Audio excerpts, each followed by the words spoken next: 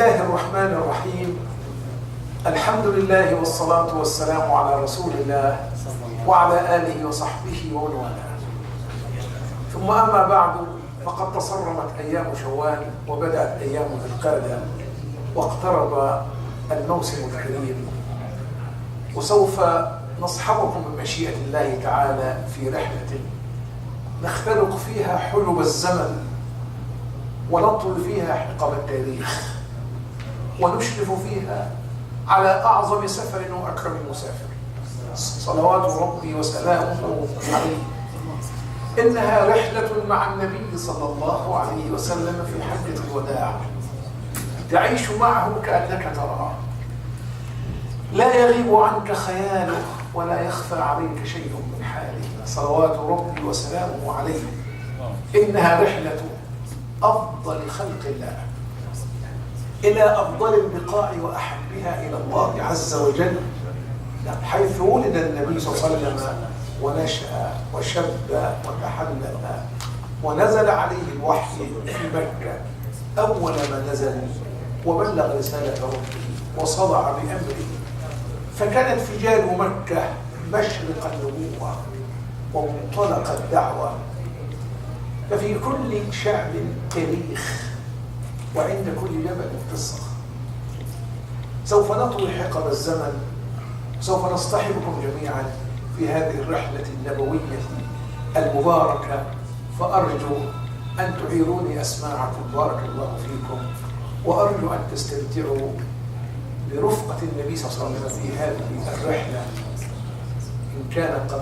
إن كنا قد غبنا عن هذه المشاهد بأجسادنا فإنا نعيشها بأرواحنا. يا ذاهبين إلى البيت العتيق لقد سرتم جسوما وسرنا نحن أرواحا. يا صاحب القلب الكبير وقفت في محرابك الأسمى وقلبي محرم. إن قال داعي الحق من يتقدم فأنا الحقيقة كلها، أنا مسلم ومعلمي في العالمين محمد صلى عليه الأنبياء وسلم.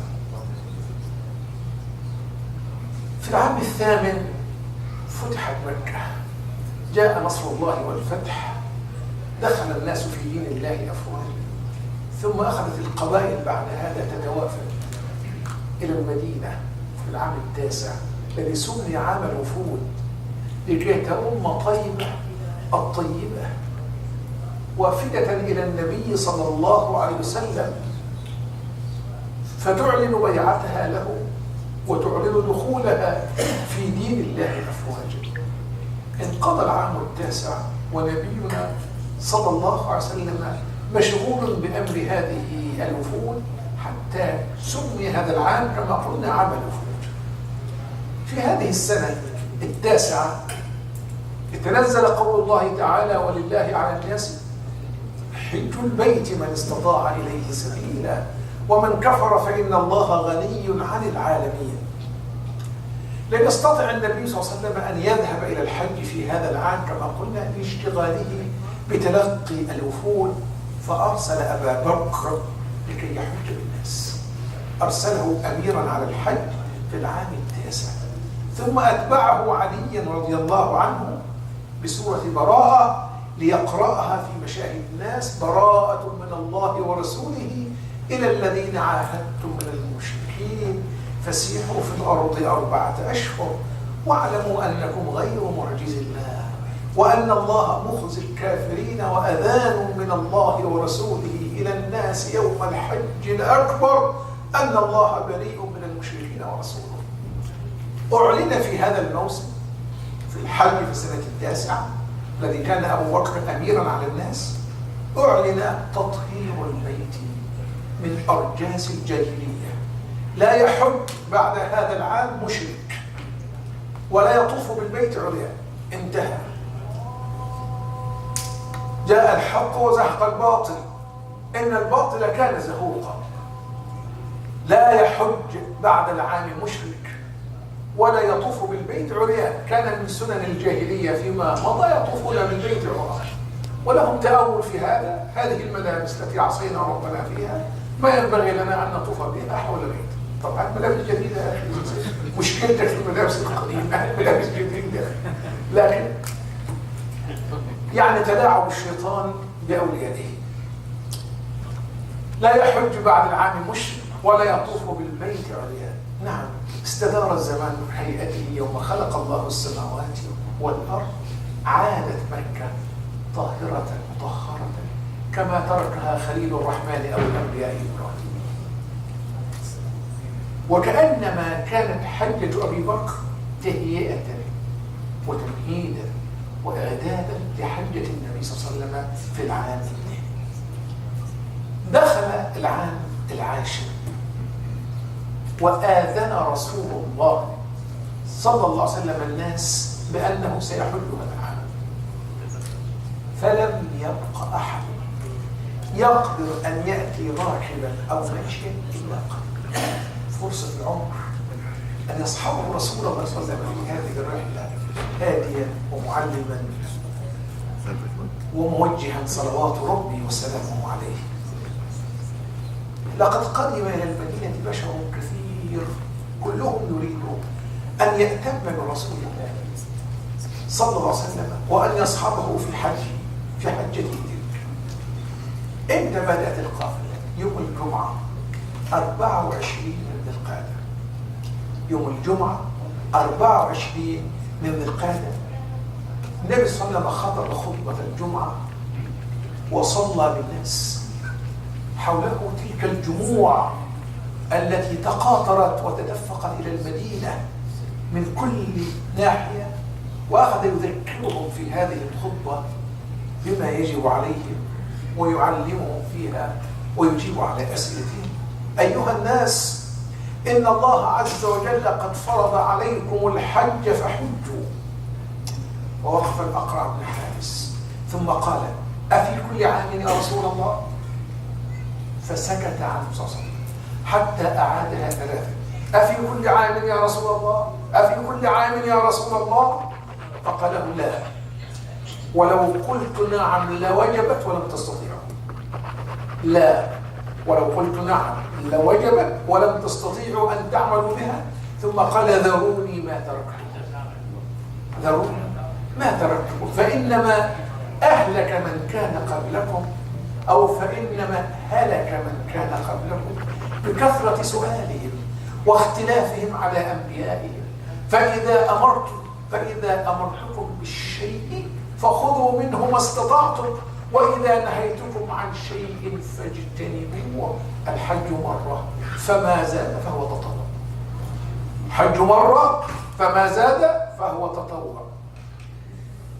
وجعلوا يسألون وهو على المنبر عن المواقيت المكانية. أهل الشام من أين يهلون، وأهل نجد وأهل اليمن والعراق. فقال: يهل أهل المدينة من ذي الحليفة، ويهل أهل الشام من الجحفة، ويهل أهل نجد من قرن، ويهل أهل اليمن من يلملم. فإنهم المواقيت، النقاط المحيطة بالحرم التي إذا مر عليها أحد سواء كان من أهلها، من أهل هذه المنطقة، أو مر عليها من غيرها، النبي صلى الله عليه وسلم قال: هن لهن ولمن أتى عليهن من غير أهلهن ممن يريد الحج أو العمرة. وهو أيضا على المنبر ناداه رجل وهو يخطب: يا رسول الله، ما تأمرنا أن نلبس من الثياب إذا أحرمنا؟ ما تأمرنا أن نلبس من الثياب إذا أحرمنا؟ فقال: لا تلبسوا الخمص، لا تلبسوا القميص، نعم، ولا السراويل، ولا العمامة، ولا البرنس، ولا ثوبا مسه ورس ولا زعفران، ولا الخفاف، إلا أحد لا يجد نعلين فليلبس خفين وليقطعهما أسفل من الكعبين، ولا تنتقب المرأة المحرمة ولا تلبس القفازين. يبقى لم يبين لهم ما يجوز لبسه، بين لهم ما يحرم لبسه، يبقى الباقي على ايه؟ على اصل الحل.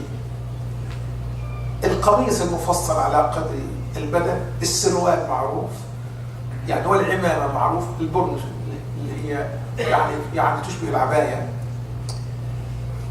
ولا ثوب مسه ورس ولا زعفران. ولهذا المحرم يطيب جسده لكن لا يطيب ثيابه. مشاكل الإحرام التي تلبسها لا تطيبها. أنت تطيب جسدك وأنت تتهيأ للإحرام قبل أن تحرم، لكن لا تطيب الملابس التي سوف تحرم بها. ولا الخفاف اللي هي بتستر مواضع، اللي بتستر إلى الكعبين وأعلى من ذلك، إلا أحرم لا يجد نعلين فيلبس خفين وليقطعهما أسفل من الكعبين. وهنبين أن هذه شريعة منسوخة فيما بعد إن شاء الله.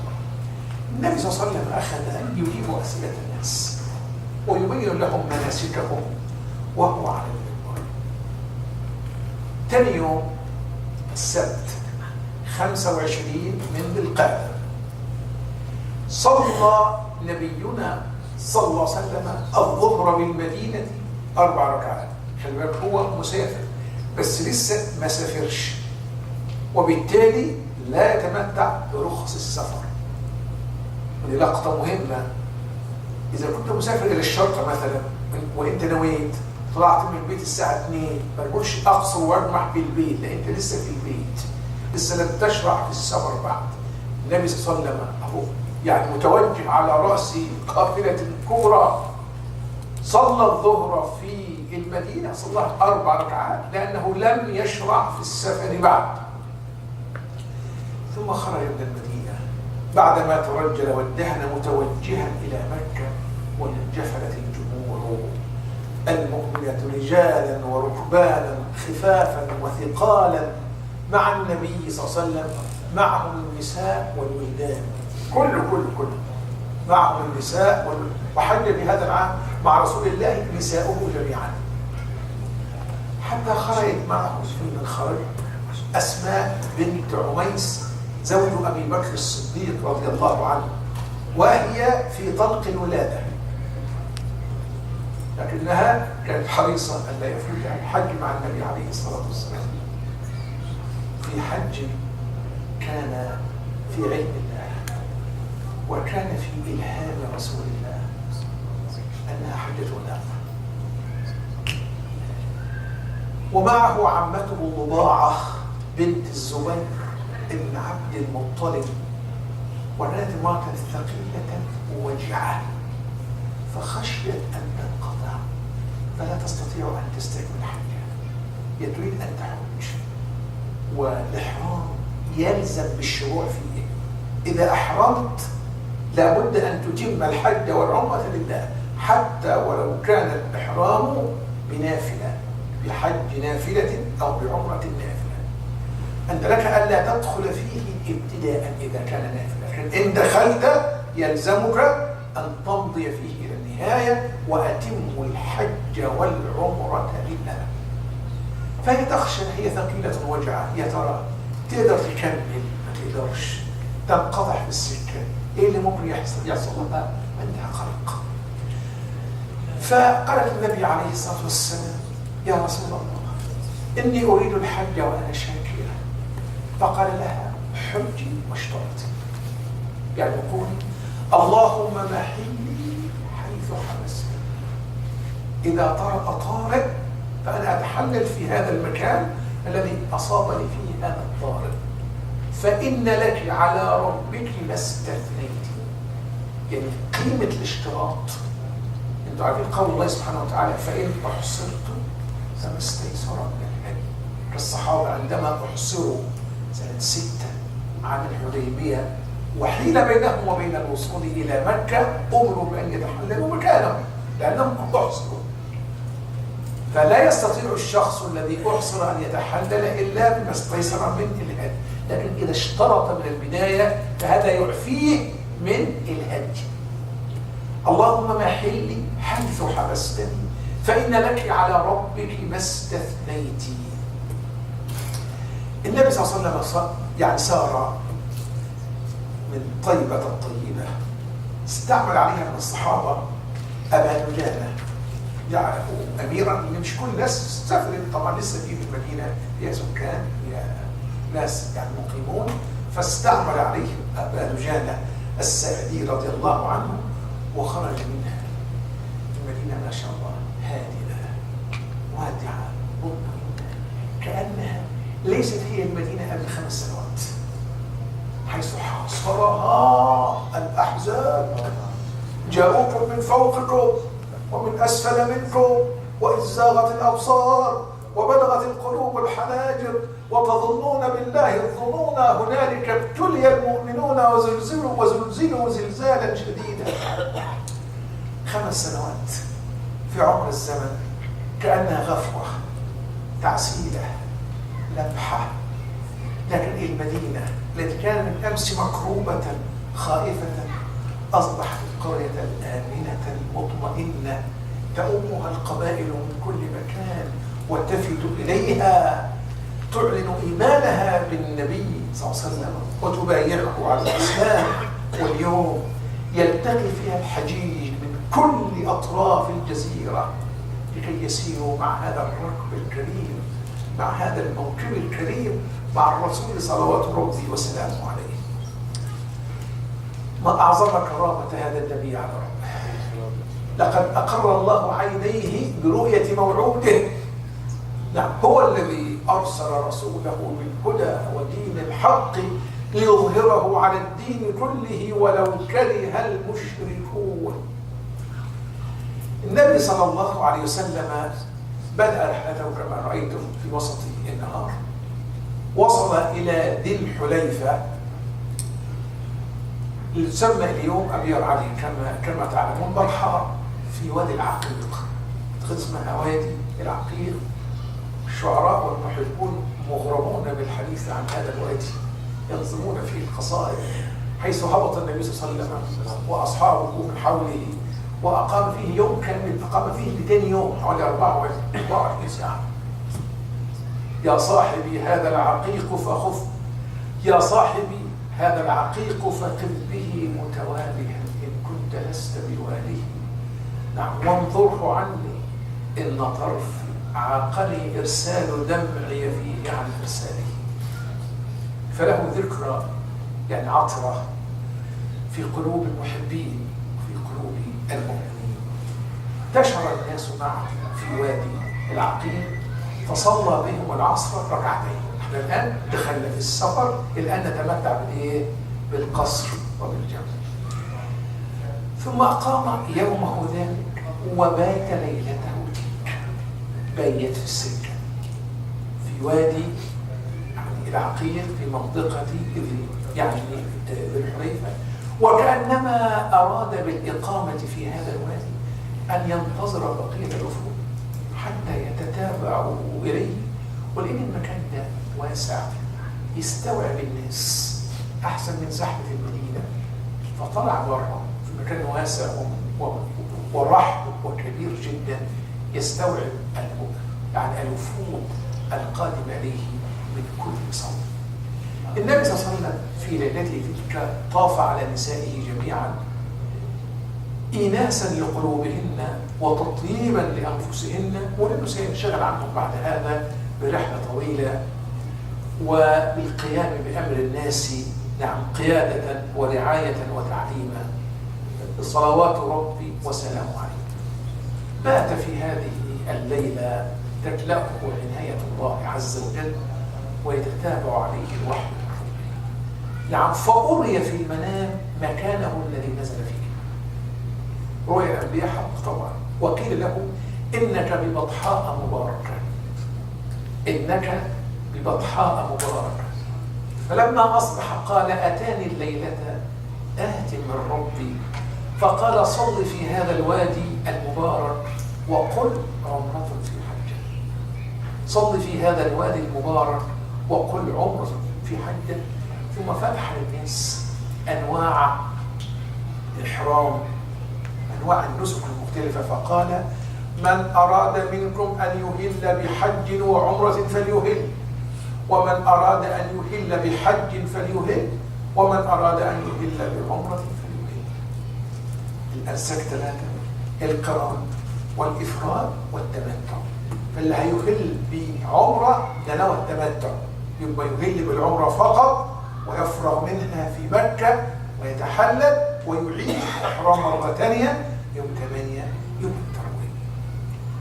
طيب في هذه الليلة ولدت أسماء بنت عميس. معلوم هي خير وهي في طلق الولادة. في هذه الليلة ولدت أسماء بنت عميس محمد ابن أبي بكر.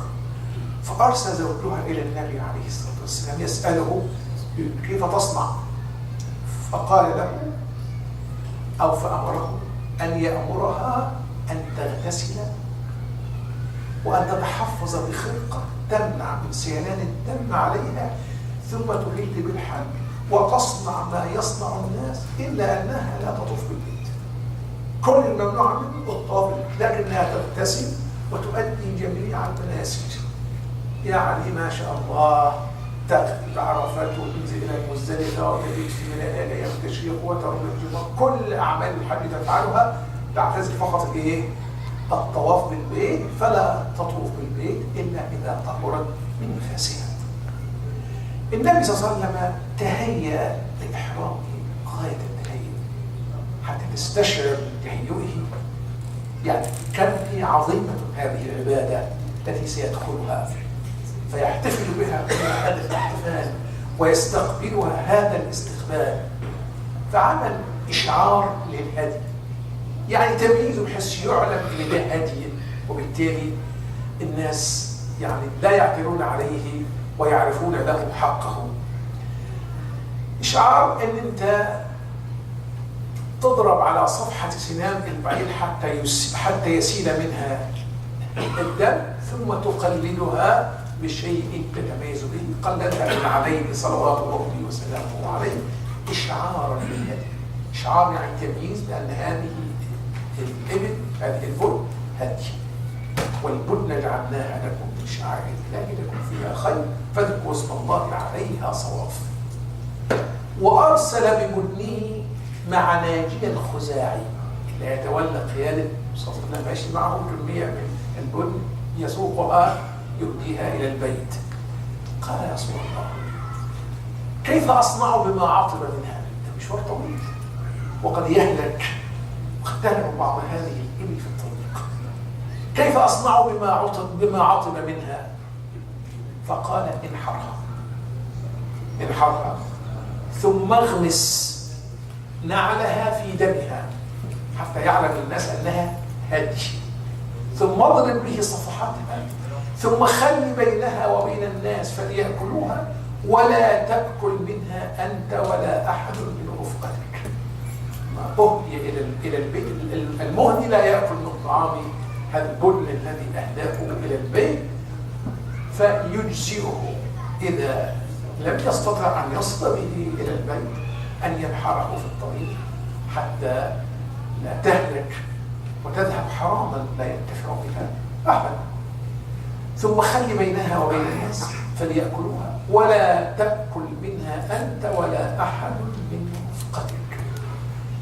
النبي صلى الله عليه وسلم تجرد الإحرام، هو لسه في أبيار علي في ذي الحليفة، يعني فاغتسل وغسل رأسه بخطم وأشنان نبتة تشبه الصابون يعني من حيث الاستعمال، ودهنه بشيء من زيت غير كثير، ثم لبد رأسه بالعسل حتى يجتمع شعره ولا يتشعث وينتشر، وتطيب من كفي عائشة رضي الله عنها بأطيب الطيب، ولبس إحرامه صلى الله عليه وسلم، ثم ركب ناقته القصواء في غاية من الخشوع والخضوع والتذلل لله عز وجل. لو عايز تعرف الهيئة العامة، إن سألت عن رحله ووطائه لقد ركب راحلته وعليها رحل رث، تقول الرواية وقطيفة لا تساوي 4 دراهم. فلما انبعثت به راحلته استقبل القبلة وقال اللهم حجة لا رياء فيها ولا سمعة لبيك حجا وعمرة. اللهم حجة لا رياء فيها ولا سمعة لبيك حجة وعمرة. سألت عن الزاد، يا ترى كمية الزاد اللي كانوا واخدها معاه في رحلة طويلة هتاخد لها أسبوع تقريبا، ما تحمله زاملة. الزاملة البعير اللي الناس بيشيلوا عليه الإيه؟ المتاع. ما تحمله زاملة أبي بكر رضي الله عنه، فكانت زاملته وزاملة أبي بكر واحدة، وأنت قسم واحدة اللي بتشيل المتاع يصطادهم في هذه الرحلة. ولك أن تتخيل أي حجم الزاد اللي تزود به النبي صلى الله عليه وسلم في هذه الرحلة، وأديه نصف ما يحمله البعير. هذا كل ما تزود به في رحلته صلوات ربي وسلامه عليه. أما من رفيقه من صاحبه، نفس رفيقه الذي صحبه من مكة إلى المدينة، وهو الآن يصحبه من المدينة إلى مكة. صاحبه في رحلة الخوف، وأصحبه اليوم في رحلة الله الله الله. إنه نفس رفيقه الذي صحبه في رحلته قبل 10 سنين عندما خرج من مكة إلى المدينة، والقبائل يعني قد نذرت يعني دمه وتترصده، وهو يقول لصاحبه لا تحزن إن الله معنا. اليوم نعم يسير معه مسيرا آخر، الأرض قد مهدت له، القبائل آمنت به، وهذه الجموع تزحف معه ملبية، وقد علت وجوهها لله عز وجل. اللهم اهدنا سواء السبيل. دفع من ذي الحليفة، استوت به راحلته على البيداء، فرفع صوته بالذكر والتلبية: الحمد لله وسبحان الله ولا إله إلا الله والله أكبر، لبيك عمرة وحجا، لبيك اللهم لبيك، لبيك لا شريك لك لبيك، إن الحمد والنعمة لك والملك لا شريك لك، لبيك إله الحق لبيك. النسك الذي أحرم من صلى الله عليه وسلم كان نسكه القران، لأنه كان قد ساق الهدي معه فنسك بالقران الحج والعمرة معا. أما نساؤهم أهللن متمتعات بالعمرة إلى الحج، والكسرة الكثيرة من الصحابة أهلوا بالحج مفردين. اللهم اهدنا يا رب سواء السبيل. سيدنا جابر يروي لنا المشهد يقول: نظرت مد بصري بين يدي رسول الله صلى الله عليه وسلم من راكب ومن ماشي، وعن يمينه مثل ذلك، وعن يساره مثل ذلك، ومن خلفه مثل ذلك، ورسول الله صلى الله عليه وسلم بين أظهرنا ينزل القرآن وهو يعرف تأويله، وما عمل به من شيء عملنا به. سار هذا الموكب الكريم الشريف وهم يحيطون بالنبي صلى الله عليه وسلم ما بين راكب وماش كما تحيط الهالة بالقمر. فتنزل عليه جبريل وقال: يا محمد مر أصحابك فليرفعوا أصواتهم بالتلبية فإنها من شعائر الحج. يا محمد مر أصحابك فليرفعوا أصواتهم بالتلبية فإنها من شعائر الحج. يعني فارتجت الصحراء وتجاوبت الجبال بأصوات الملبين الذين جاروا بالتلبية لله عز وجل. الصحابة كانوا يقولون من بين صيغهم في التلبية: نعم لبيك ذا المعارج، لبيك ذا الفواضل، لبيك وسعديك، والخير في يديك والرغباء إليك والعمل، لبيك ذا النعماء والفضل الحسن، لبيك مرغوبا منك ومرغوبا إليك، لبيك حقا حقا تعبدا ورقا. النبي صلى الله عليه وسلم لم ينكر عليه ولم يرد عليهم شيئا من هذا، لكنه قد لزم هو تلبيته: لبيك اللهم لبيك، لبيك لا شريك لك لبيك. النبي صلى الله عليه وسلم يمشي في طريق مشى من قبله فيه الأنبياء والمرسلون، وهم يقصدون هذا البيت نعم ويؤمونه، وكأن الجبال والثنيات والفيافي والوديان والوهاد كأنها تروي له خبرها وتقص عليه قصص وتحدثه بمن مر بها من الأنبياء والمرسلين السابقين. النبي صلى الله عليه وسلم في مسير هذا تراءت له أطياف الأنبياء الذين ساروا من قبله يؤمون هذا البيت كأنما يراهم أمامه، كأنما يرافقهم في مسيره. لما مر بفج الروحاء قال: لقد سلك فج الروحاء 70 نبيا حجاجا عليهم ثياب الصوف. لما مر بثنية، الثنية يعني إنها طريق بين جبلين، فسأل: أي ثنية هذه؟ فقالوا: ثنية هرشا. فقال: كأني أنظر إلى يونس ابن متى على ناقة حمرة جعدة، يعني مكتنزة اللحم، عليه جبة من صوف، نعم، خطام ناقته خلبة من ليف، يعني الخطام اللي هو الزمام الذي تقال به الناقة، خلبة، وهو يلبي. فلما مر بوادي الأزرق قال: أي واد هذا؟ فقالوا: وادي الأزرق. فقال: كأني أنظر إلى موسى على جبل أحمر مخطوم بخلبة، واضعا إصبعيه في أذنيه له جؤار إلى الله بالتلبية مارا بهذا الوادي. لما مر بوادي عسفان، نعم، فقال: يا أبا بكر، أي واد هذا؟ فقال: وادي عسفان. فقال: لقد مر به هود وصالح على بكرات حمر خطمها الليف، أزورهم العباء، وأرديتهم النمار، يلبون يحجون البيت العتيق. شعيرة ضاربة في أعماق الزمن تتابع عليها أنبياء الله. لم يذكر هذا الكلام عشان الشخص منا إذا توجه في هذه الرحلة يتذكر أنه يسير في إسر هذه القافلة العظيمة من أنبياء الله ورسله. إنه يسير في طريق سار فيه هود وصالح وإبراهيم وموسى ويونس ومحمد صلى الله عليه وسلم، وسيتبعهم فيه بعد عيسى بن مريم. النبي صلى الله عليه وسلم قال: ليهلن ابن مريم بفج الروحاء حاجا أو معتمرا أو ليثنينهما، يعني يحج بهما معا.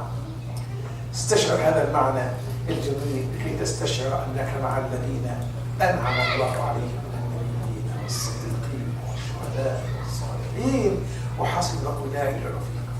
النبي صلى الله عليه وسلم في طريقه سار معلما ومربيا وموجها وهاديا. سمع رجلا يقول: لبيك عن شبرمة، فارسل اليه فدعاه فقال: ومن شبرمة؟ فقال: اخ لي او قريب لي. قال: هل حججت عن نفسك؟ فقال: لا. فقال: فاجعل هذه عن نفسك ثم حج عن شبرمة. فاجعل هذه عن نفسك ثم حج عن شبرمة. ورأى رجلا حافيا، ماشي حافي، يسوق بدنه مقلدة النعمة، مش عايز يركبها، استحرم يركبها لأنها مقدمة هد. نعم. فقال: اركبها. فقال: إنها بدنة. فقال: اركبها. قال: إنها بدنة. فقال: اركبها. فقال: إنها بدنة. قال في الرابعة: ويلك اركبها، ويلك اركبها. هذا هو الرفق الذي جاء به نبينا صلى الله عليه وسلم، وجاء به شريعته السمحة. نعم. يقول أبو هريرة: فلقد رأيته راكبها يساير النبي صلى الله عليه وسلم والنعل في عنقها. وكان يأمر بالرجال يمشون، يعني كان يمر بالرجال يمشون فيأمرهم بركوب هديه الذي ساقه معه. يمكن ده بيخلينا نقول، بعض الناس بيقول: أنا لو حججت ماشيا أفضل من الحج راكبا. مفيش تقصد للعناء. إذا جاء العناء عرضا هذا أمر تصبر عليه وتؤجر عليه، وعناؤك على قدر نصرك. أما أن تتقصر العناء، الله لم يتعبدنا بتقصر العناء. معك دابة اركبها. النبي صلى الله عليه وسلم اشتد: اركبها اركبها، ويلك اركبها، ويلك اركبها. والنبي صلى الله عليه وسلم حج راكبا، كان يحج ماشيا، وكان في مقدوره أن يحج ماشيا لو أن هذا أفضل. لكن النبي عليه الصلاة والسلام يعني بين هذا لكي يبين أن شريعتنا سمحة وأن ديننا يسر ولن يشاق دين أحد إلا غلبه. ناخذ عند هذه المحطة ونكمل. تتابعونا بارك الله.